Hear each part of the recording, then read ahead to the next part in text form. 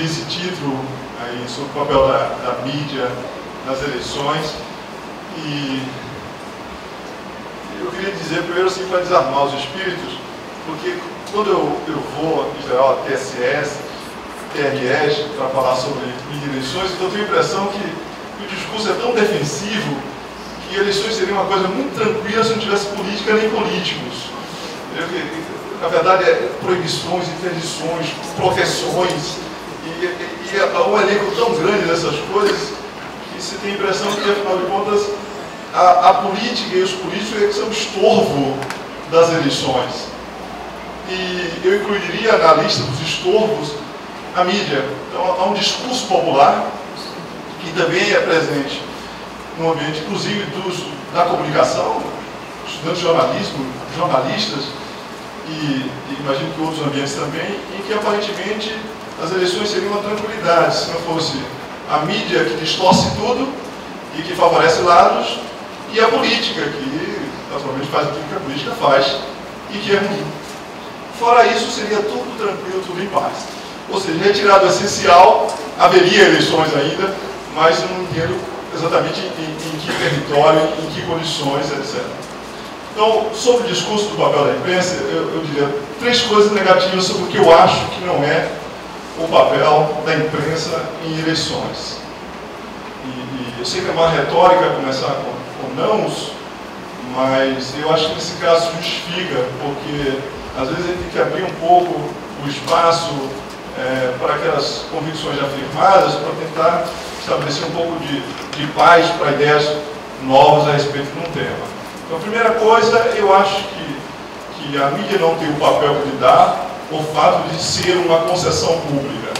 Eu uso essa expressão porque essa é uma expressão comum, inclusive muito disponível no discurso da esquerda, que generaliza a ideia de concessão pública proveniente do rádio e da televisão para tudo, para toda a imprensa, para qualquer outra coisa. E justifico essa base. Então, não se pode fazer qualquer coisa na comunicação porque é uma concessão pública. Essa expressão sempre deitou as suas raízes em uma nebulosa para mim.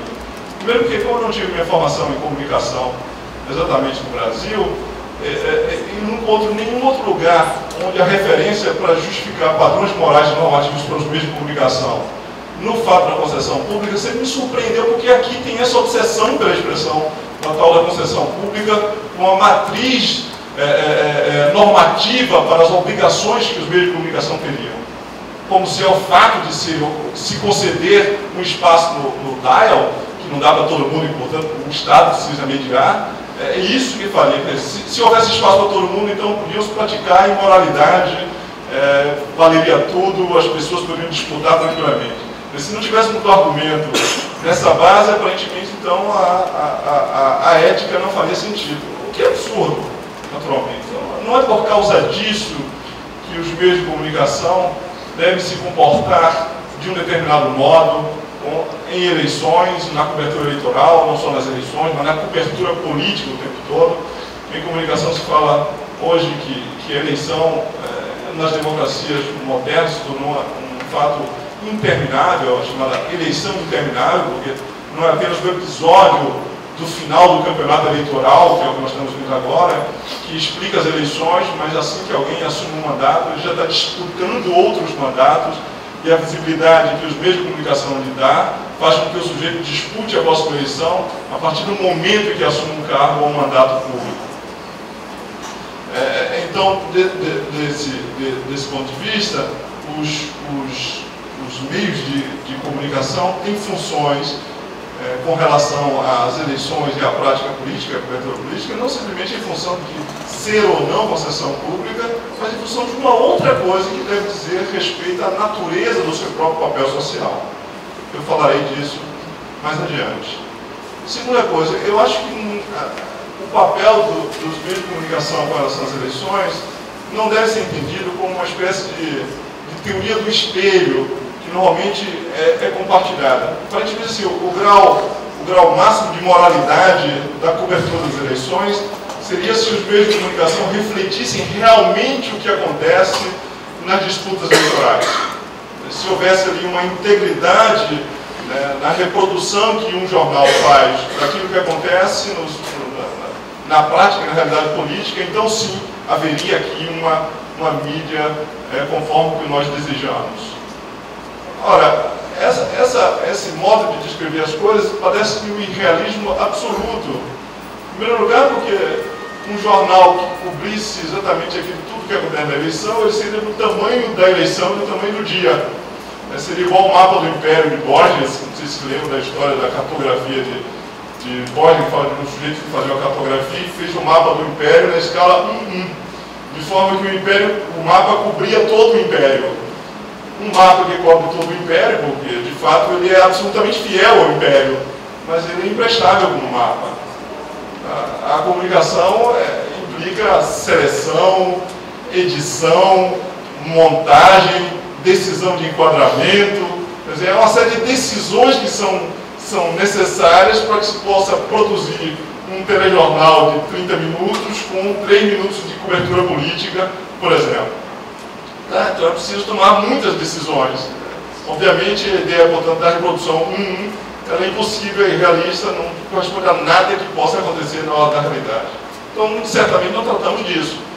Tomar decisões, intervenções, construções, fazer com que fatos, que são fatos, mas que não são narrativas, sejam assimilados na forma de narrativas por eleitores, por cidadãos, no Jornal da Noite ou na leitura do Jornal da Manhã. Isso é um trabalho de intervenção, até dramatúrgico do jornalista para poder fazer os fatos ganharem sentido. Então há muitas intervenções. O jornalismo é um trabalho com muitas intervenções, várias intervenções, inclusive para quem não é do ramo, assim, há várias camadas de intervenções feitas por pessoas que têm diferentes responsabilidades editoriais no interior do jornal. Isso pode passar desapercebido pelo leigo, inclusive há uma teoria leiga que parece que, afinal de contas, o dono do jornal é que toma todas as suas decisões sobre cada um dos conteúdos do jornal. Quer dizer, é o proprietário, não as pessoas que têm responsabilidade editorial, ele teria que tomar uma decisão. Então, o Jornal dos Marinhos produziria à vontade do fulano de tal que é o dono disso aqui. Isso decorre uma teoria conspiratória muito popular e muito difundida, que eu chamo a teoria do Figueira Ribaiá, que é uma churrascaria chique de São Paulo. Mais ou menos assim, às quartas-feiras se reúnem os proprietários dos grandes jornais do Sul e do Sudeste, mais o chefe de redação, e decidem, fazem o seu planejamento de como vão dominar o mundo. Né? E aí pronto, o mundo é dominado a partir daquele planejamento feito às quartas-feiras, que é, naturalmente, uma representação, digamos assim, paródica, mas que reflete um pouco da mentalidade circulante. Então não é isso, o jornal não pode refletir a eleição. O jornal não é um espelho, nenhum jornal é um espelho. É o resultado de um trabalho de produção de sentido, de intervenções, de escolhas, de decisões, envolvendo vários traços de responsabilidades, composições e hierarquias muito diferenciadas, que produzem isso que é o que nós consumimos ou que nós, às vezes, nem consumimos, mas que adoramos falar mal depois nas redes sociais. A terceira coisa sobre o que não é o papel dos meios de comunicação nas eleições é o seguinte: os meios de comunicação não jogam, não devem jogar, eles não são jogadores, não são players. Então eles descrevem o jogo, eles acompanham a partida, mas não podem jogar. Eu acho que isso também há mais ou menos um consenso por isso. Não porque é concessão pública, mas porque esse é o contrato fundamental que um jornal estabelece com o seu leitor.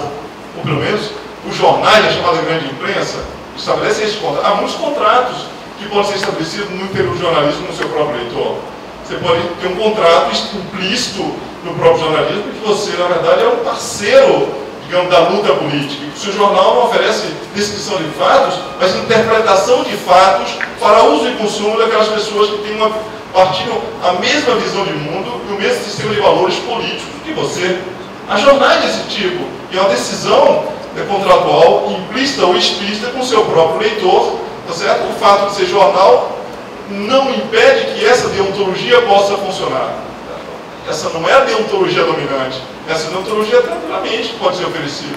O jornalismo de opinião, que precedeu o jornalismo da grande imprensa que nós conhecemos hoje, por muitos séculos, o último jornal de opinião fechou, acho que não tem 20 anos, da imprensa de opinião, era uma imprensa que não tinha função, uma deontologia da objetividade, da neutralidade, mas ele tomava parte. E não é que tomava parte em espaços definidos, limitados do jornal. O jornal era parte da discussão pública. Então a discussão pública, a esfera pública se fazia com divergência, mas cada jornal era uma posição nessa divergência, e representados da posição. O jornalismo brasileiro foi por por muito tempo, um jornalismo dessa espécie, e por muitas razões, em muitos lugares do mundo. Eu mesmo vivi nos anos 80 na Itália, o jornalismo de opinião era disponível ainda nesse momento. Tá? Então é possível esse contrato. O contrato da grande imprensa diz outra coisa, né? Chama de grande imprensa, diz outra coisa. O contrato do sujeito, esse contrato estabelecido com o leitor, é isso que o vincula, não uma concessão pública, diz que, afinal de contas, eu estou me oferecendo para um produto que descreve os fatos políticos do dia, certo? Numa perspectiva com o máximo possível de objetividade e de imparcialidade. Esse é o acordo fundamental. Imparcialidade, vírgula, porque depois falaremos que o jornalismo não é imparcial sobre determinados pontos. Mas isso eu falarei depois. Tá? Então, o acordo é esse. É o acordo básico de quem compra camarões, por exemplo. Se eu vendesse camarão, é que o camarão é fresco. Certo? Não adianta dizer, eu estou vendendo camarão aqui, mas não garanto pela qualidade do camarão. Certo? A mesma coisa com relação, se eu vendo notícia, estou dizendo que essa notícia da grande empresa, o contrato que eu estabeleço com o leitor é este, que eu vendo notícia relevante, certo? Atualizada e, além disso, imparcial e objetiva. Esse é o acordo e é por isso que não pode. Então, se eu me comprometo com este acordo, se este é o acordo com o meu leitor, na verdade aqui é um contrato fundamental que me obriga a me comportar deste modo, certo? E sofrer as sanções são decorrentes disso.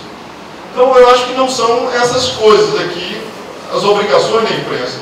De onde vem, então, o papel, de onde vem o papel da imprensa? Qual seria um papel legítimo para a imprensa, supondo um quadro realista, ou seja, a intervenção, a recorte, certas escolhas, certo? Política não é uma coisa nojenta, cobertura não é uma coisa nojenta, etc. Qual seria o papel? Uma última coisa. Eu disse, o jornalismo não é um player, não é um jogador na eleição. Não deve ser, pelo menos o jornalismo da imprensa não deve ser um jogador na eleição. Tá certo. Mas o que acontece, você me perguntaria, com a sensação absolutamente generalizada, em toda a parte do mundo, uma espécie de constante, que é a sensação de que os meios de comunicação são distorcidos. Certo? E que na época de eleição é o momento que se vê da maneira mais clara isso. Os meios de comunicação distorcem, tem uma posição distorcida, e todo mundo compartilha essa posição. Aliás, se tem uma coisa que é bem característica deste momento, é a certeza que acomete a todos, não importa o seu grupo político. Eu lembro que há pouco tempo eu acompanhei, no ano passado, perto das manifestações, no mesmo dia, 3 grupos políticos diferentes propunham boicote à Rede Globo. O PT, 2 grupos políticos, o PT e os evangélicos fundamentalistas. E todos os dois por razões diferentes. O PT porque se sentia perseguido. A mídia persegue as manifestações, distorce tudo. Primeiro, a mídia negou as manifestações. Depois, a mídia capturou as manifestações. Certo? E depois criminalizou as manifestações. Depois capturou as manifestações. A mídia só faz o mal. Ela só pode operar para o mal dentro dessa descrição. E o outro grupo dizia não, que os meios de comunicação, na verdade, são o braço armado da ditadura gaysista que domina o universo e que a Globo faz parte da supremacista gay e por aí afora. Então, os meios de comunicação fazem mal, não importa se é da esquerda ou se é da direita. A posição é impossível, porque, na verdade, é esse tipo de descrição parece ser um discurso dominante. Bom, a minha tese, eu trabalho 25 anos, minha formação é em filosofia política, sou um professor, originalmente, em teoria democrática, mas há 25 anos trabalho na comunicação. E a minha tese a respeito dessa sensação de que a mídia é distorcida é que isso é uma questão de psicologia, não é uma questão de sociologia. Se você fizer pesquisa no mundo afora, você vai descobrir que, primeiro, que não é todo mundo que acha que a mídia é distorcida, mas apenas um determinado grupo de pessoas. Esse grupo de pessoas aumenta na época das eleições, por uma razão muito simples. As pessoas que são afetadas pela sensação de que a mídia distorce são aquelas pessoas altamente envolvidas política ou moralmente com os conteúdos que são tratados nos meios de comunicação. A primeira variável é essa. Quando o assunto não interessa, ou é pouco importante, ou não está em eleição, as pessoas não veem isso. Mas quando chega os momentos mais agudos, sim, porque as pessoas são implicadas. Segundo, essas pessoas não veem a mídia distorcida de qualquer jeito, mas a mídia distorce contra mim, contra a minha posição. todas as pesquisas sobre esse fenômeno, inclusive uma linha de pesquisa chamada Fenômeno da Mídia Hostil, a percepção que é sempre sistema de referência. A mídia está sempre distorcendo contra os assuntos que me interessam ou por os quais eu sou muito sensível. O que gera posições, inclusive, engraçadas, porque se você pegar um grupo pró-Palestina, como foi feito vários testes, um grupo pró-Palestina, um grupo pró-Israel, e você pega o mesmo recorte de meio de comunicação, ambos os grupos vêm distorção, os meios de comunicação distorcem. Quando você analisa depois, a direção da distorção é diferente. Cada grupo acha que distorce contra o seu próprio lado. Então o problema não é que a mídia distorce é contra mim, a mídia não gosta de mim e das minhas posições. No Brasil, esse é o mimimi da esquerda, básico. Nos Estados Unidos, inclusive, é o inverso disso. É a direita que acha, que nos Estados Unidos é chamado o mito da mídia liberal. A mídia liberal e é inimigo dos conservadores e, portanto, é preciso de alguma intervenção, por isso Fox News. No Brasil é a mídia da esquerda, certo? A esquerda protesta contra a mídia nos persegue, é preciso ter alguma alternativa para isso, alguém precisa fazer alguma coisa.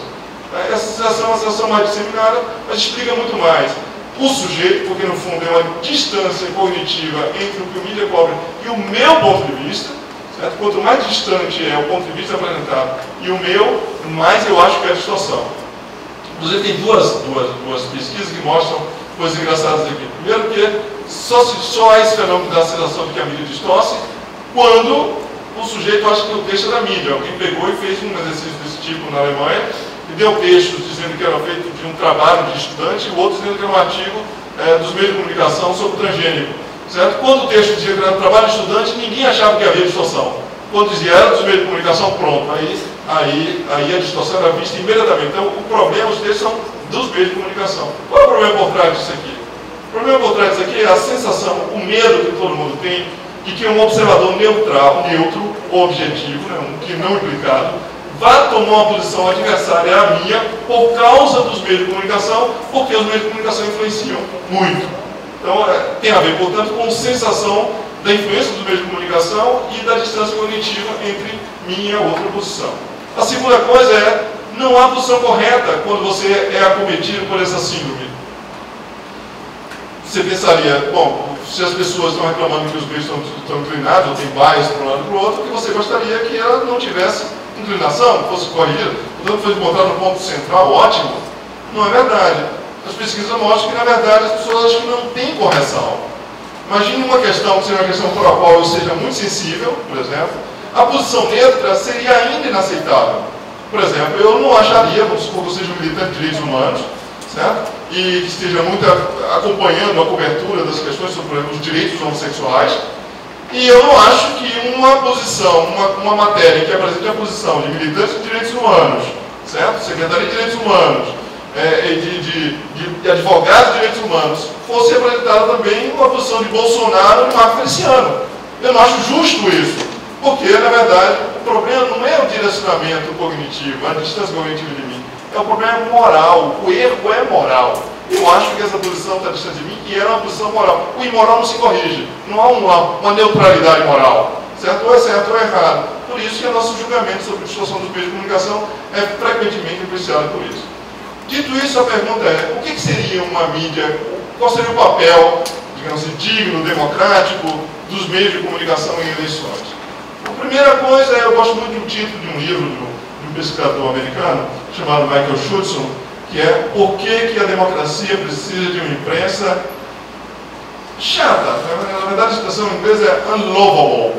Por que a democracia precisa de uma imprensa chata, que enche o saco, antipática? Bom, a primeira razão é essa. Então, você precisa de pontos de vista que de alguma maneira desafiem a posição dominante e que não deixe os partidos e os sujeitos dominantes satisfeitos. Então a primeira coisa é essa. Mas por que isso? Então aí vem, na minha opinião, uma resposta liberal, eu prefiro a resposta liberal sobre esse caso, que é essa. Os meios de comunicação, o papel fundamental de meios de comunicação hoje, em eleições e na democracia, é produzir visibilidade, e visibilidade enquanto constrangimento. Certo? Eu, do ponto de vista, não sou kantiano, no sentido de que acho que as pessoas agem bem porque têm um bom coração, ou porque são impulsionadas por um imperativo categórico interno que os obriga a agir como se fosse modelo para todos os homens. Eu acredito que as pessoas agem bem ou mal se são punidas ou se são recompensadas. Uma forma de você impedir que as pessoas se comportem mal é produzir constrangimento sobre elas. Isso vem desde Bentham, isso é o liberalismo clássico. Os meios de comunicação, desde esse momento, eram pensados como meios de produção de um constrangimento fundamental, que é produzir visibilidade sobre a política, sobre os políticos. Claro que aqui nós temos também versões. A primeira versão é uma versão da chamada hiperhostilidade, que é o modelo de jornalismo americano. Ou seja, os meios de comunicação e essa posição que eu chamo de boichatismo no Brasil. Mas eu posso do pressuposto que a política, na verdade, é um ambiente tão nocivo, tão perverso, é uma atividade praticada só pessoas de má catadura, certo? Filhos de chocadeira, porque quem tem mãe não se comportaria desse jeito, né? Ou como diz Bochac, Brasília é uma cloaca, né? Então essa posição dos políticos são todos negativos, portanto o jornalismo como uma espécie de ambiente puro, depurado, que brande o chicote da verdade para colocar o jornalismo no lombo dos políticos, para colocá-lo no rumo certo. Essa é uma posição de uma cultura jornalística. Essa é a posição americana há mais ou menos uns 40 anos, desde pelo menos os anos 60 se pratica essa posição hiper-antagonista da política. A política pratica o mal, o jornalismo desmascara o mal, certo? Então o jornalismo tem que puxá-lo para o caminho. Essa é a posição de Bonner, por exemplo, né? Nas entrevistas presidenciais. A posição está ali, o cara vai desmascarar, revelar a verdade. Se o político sofre, é bom para nós. E a população vibra, olha lá, exceto quem torce para aquele partido, para aquele grupo. Naquele momento, mas quando for tratar o outro, fica tudo certinho, etc.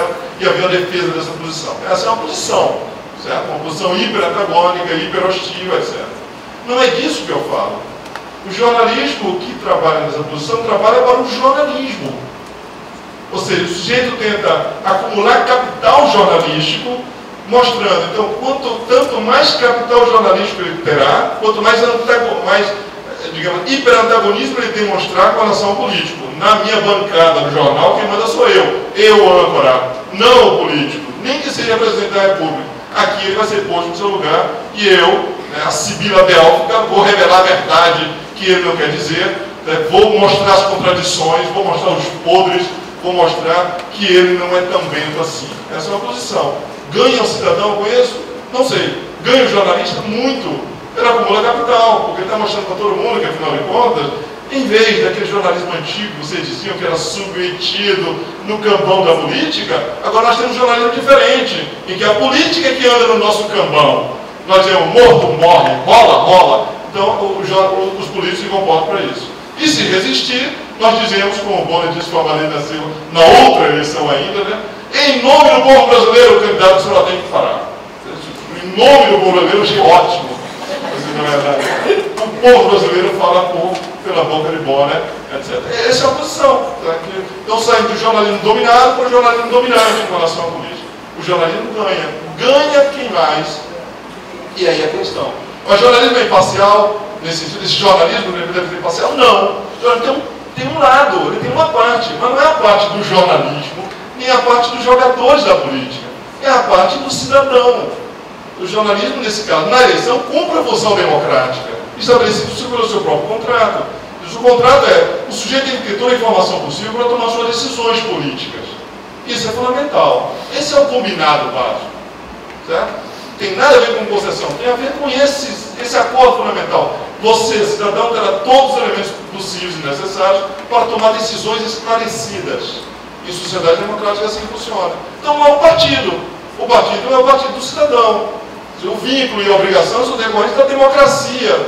Não é da lei, tá certo? Que pode não haver lei para isso, mas a democracia está estabelecida. Então, é da democracia que provém as nossas obrigações fundamentais. O jeito pode até ser imoral, mas há uma determinação, há uma normatividade que é decorrente desses acordos fundamentais. O cidadão tem que ser servido. Se o jornalista serve ao jornalismo, pode não servir ao cidadão. Então a ideia de que o jornalismo se torna imparcial, quando se torna parcial contra todo mundo, que é o que Caio Túlio Costa dizia da Folha de São Paulo, né? Folha de São Paulo diz que é imparcial. Na verdade, o imparcialismo da Folha de São Paulo é ser parcial contra todo mundo. Certo? Não sei se é verdade, de qualquer maneira, a expressão é boa. Então essa posição não é necessariamente ser parcial contra todo mundo, significa ser, necessariamente, estar a serviço do cidadão. Então eu acho o seguinte, o cidadão é o soberano fundamental. Também, nos campeonatos eleitorais, nas eleições, etc. Política é uma coisa boa, gente. Acredito, podem relaxar. Então, política é legal, jornalismo é legal, mas temos obrigações fundamentais aqui. Ambos servem à democracia. E servir à democracia significa, na verdade, isso. Produzir constrangimento, sim. Sequestrar para a visibilidade fatos que seria conveniente para a política, ficar na obscuridade, sim. Essa é uma missão fundamental do jornalismo. Certo? Permitir que as pessoas tomem decisões esclarecidas, sim. Certo? Com bases racionais, sim. Certo? Intervir no jogo político como participante, como player? Não. Isso não. Então você tem uma regra, um conjunto de sims e nãos que são decorrentes fundamentalmente dessa obrigação. São as obrigações do jornalismo, como de todos nós, inclusive as pessoas da área jurídica, com a democracia. Era isso. Obrigado.